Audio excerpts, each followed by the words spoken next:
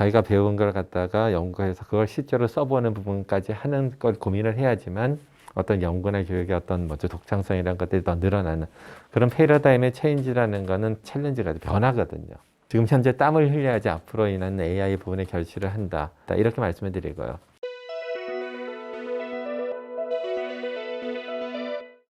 지스트 AI 대학원 개원이 1년이 지나는 시점입니다.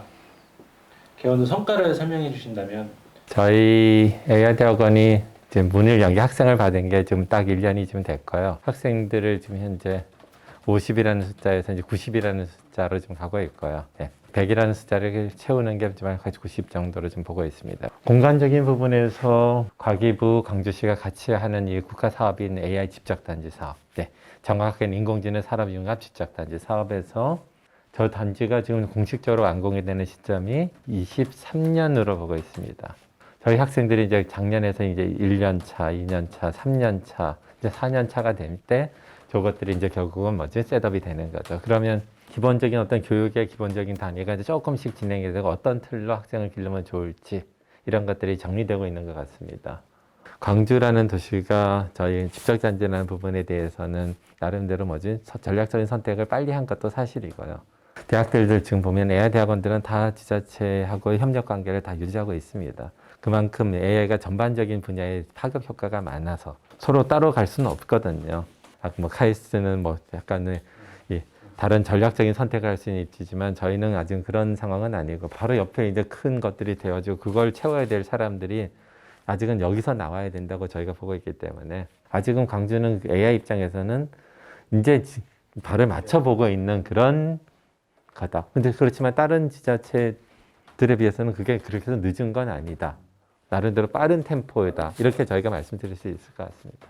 국내에 여기 AI 대학원도 있지만 인공지능 연구소도 있는 걸로 알고 있습니다.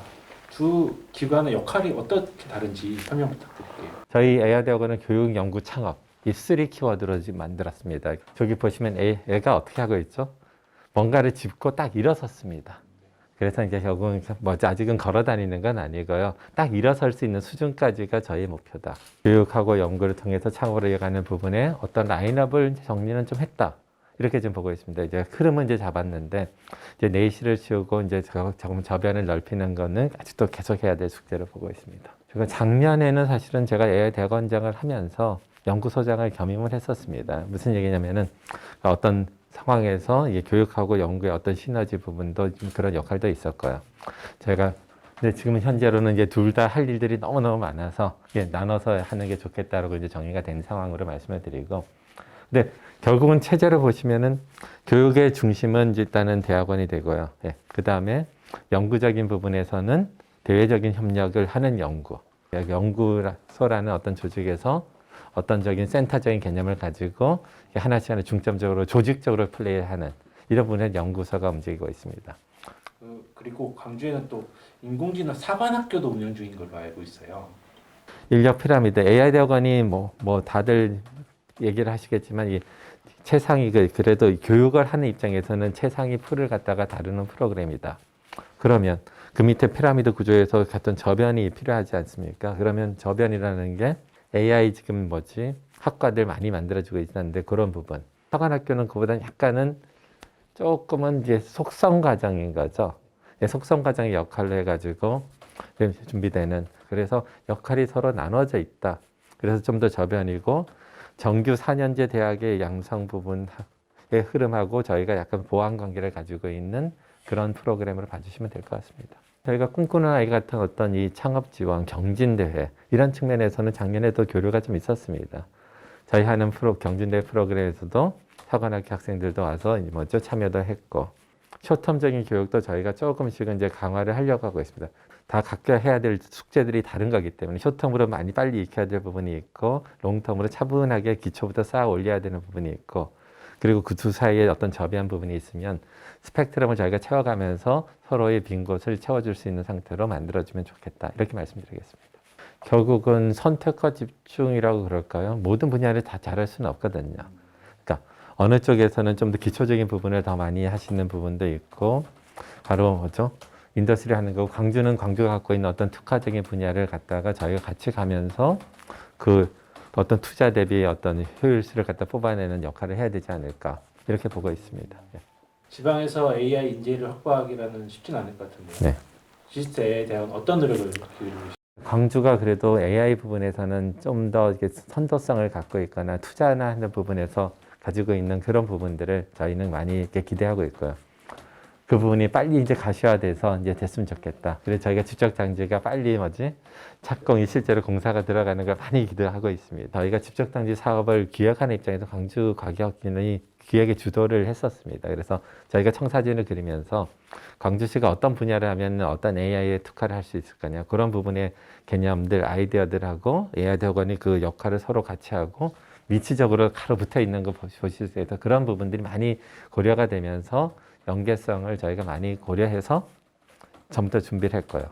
이 환경 자체에서 자기가 하는 것 갖다가 검증해 볼 수 있는 제가 놀이터라는 표현을 많이 씁니다. 저희가 보시면은 1층에도 공용 실험적인 환경을 가지고 AI 컴퓨팅 인프라 부분에서 저희 많이 얘기하는 게 있습니다. 엔비디아 쪽에서 그 최신형 시스템이 A100이라고 하는 DGX A100이라는 시스템이 있고요.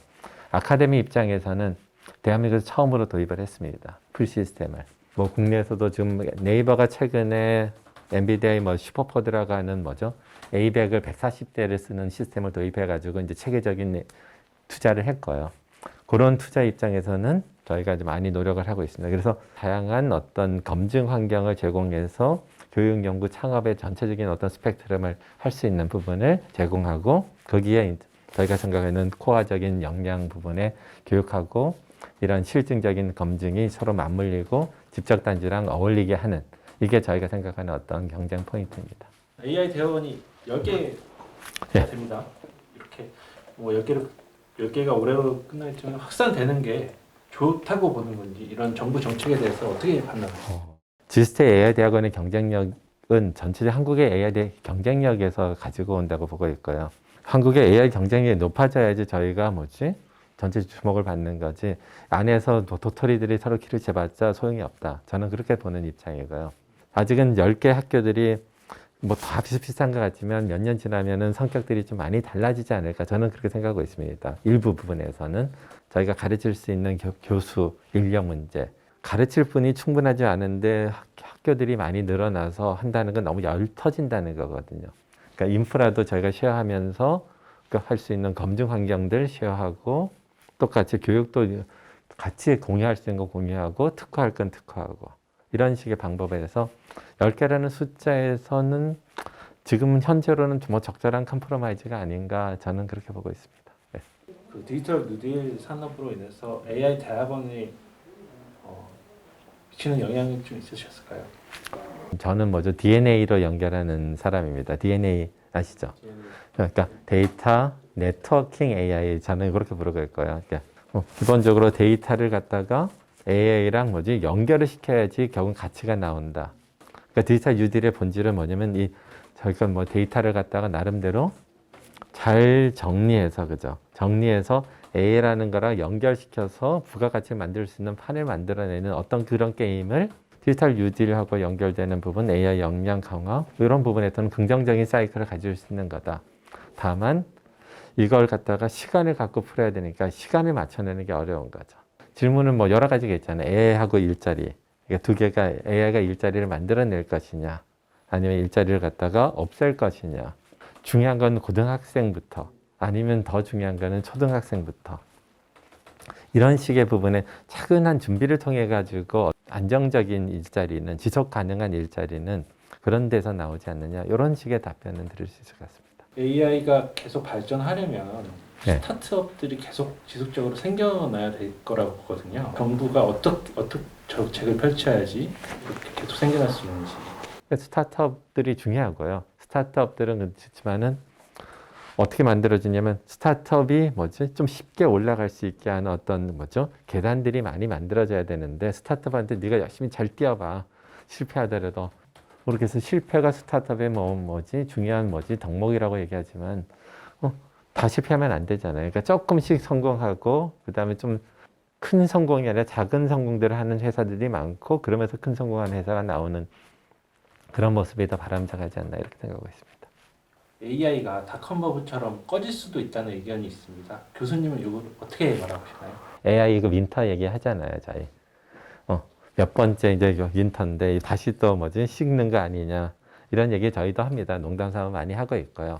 가지고 있는 어떤 저변적인 이슈랑 AI가 정말 따뜻한 거 아니면 뜨거운 걸 원한다 그러면 당연히 씻겠죠. 예, 계속 뜨거울 수는 없는 것 같고요. 이 분야별로 나름대로 이제 성과를 갖다 내는 숙제를 지금 안고 있는 것 같습니다. 기술적으로는 AI가 멋있는 얘기를 많이 하지만 아직은 근본 이슈가 해결돼야지만 AI는 뭐지?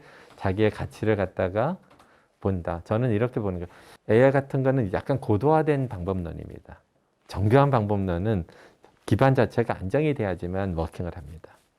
기반이 안정이 된다는 건 뭐죠? AI를 쓸 수 있는 부분에서 데이터, 그 다음에 나머지 처리할 수 있는 인프라. 요즘 한국에 가서는 뭐 5G니, 요즘 엣지 컴퓨팅이니 이런 식의 어떤 차세적인 인프라 부분이 결국은 AI 기술의 어떤 성숙하고 둘이 맞물을 서서 약간 안정적인 고도화를 이뤄야지 그 성과가 나오는 거지. 기반을 잘 쌓아놔야지 가치가 나온다. 다음으로는 그러면 AI가 이끌 우리 사회의 변화는 어떻게 될 것이라고 보시나요? 아직은 저는 AI라는 것들은 기술적인 입장에서는 어떤 새로운 도구인데 굉장히 광범위하고 모든 사람들이 쓸 수 있는 도구. 그 다음에 물론 사고 입장에서는 AI적인 사고가 굉장히 중요하다. AI랑 창의성을 합하는 사고 이렇게 볼 수 있고요. 뭐 그러면 AI가 결국 뭐지? 어떤 도구적인 입장에서 자기의 역할을 하는 쪽에서 성숙하는 부분. 그게 일단 완성이 돼야지 그 다음 단계에 나가지 않겠습니까? 네. 어떤 기술이 지금 트렌드가 나와서 사람들이 잘 쉽게 보편적으로 쓸 수 있게 돼서 되고 그게 어떤 뭐죠? 보편성을 얻고 확산성이 생기면서 다시 또 이제 특이성이 생기고 다시 나가는 거잖아요. 아니면 효율성이 없어져서 뭔가 결집이 된 다음에 다시 펼쳐지고 이렇게 하는 그 과정을 반복하는. 이 AI는 그냥 아직도 걸음마도 아직 못하는 아이다. 아직은 어떻게 잘해주면 아직 그냥 아장아장 일어서서 이제 아장아장 걷는 수준의 지금 현재 AI라는 걸 얘가 어느 방향으로 가지고 하나를 이렇게 잘하게 하고 그게 실속 있게 하는 에그젠플을 만들어내는 경쟁을 전 세계가 하고 있다. 그럼 이제 대한민국은 그 부분에서 어떤 분야들을 갖다가 거기서 선택해서 할 거냐. 하여튼 아이를 어떻게 키워낼 거냐의 문제. 이런 식으로 저는 많이 보고 있는 것 같습니다. 요즘은 패러다임의 체인지라 그럴까요? 어떤 가치라는 게 그러니까 자기가 배운 걸 갖다가 연구해서 그걸 실제로 써보는 부분까지 하는 걸 고민을 해야지만 어떤 연구나 교육의 어떤 뭐죠 독창성이라는 것들이 더 늘어나는 결국 패러다임의 체인지가 됐다는 걸로 보고 있고요. 그런 패러다임의 체인지라는 거는 모든 사람한테 오는 챌린지가 변화거든요. 이건 큰 변화잖아요. 변화의 방향을 어떻게 하는 게 지금 잘하는 건지 알 수는 없는 것 같습니다. 그렇지만은 그럼 어떻게 해야 될까요? 결국은 같이 빨리빨리 그래도 이것저것 해서 고민도 하고 같이 좀 뭐 부딪혀 봐야지 방향을 잡는 거잖아요. 그래서 지금 현재 땀을 흘려야지 앞으로 인한 AI 부분에 결실을 한다, 얻는다 이렇게 말씀을 드리고요.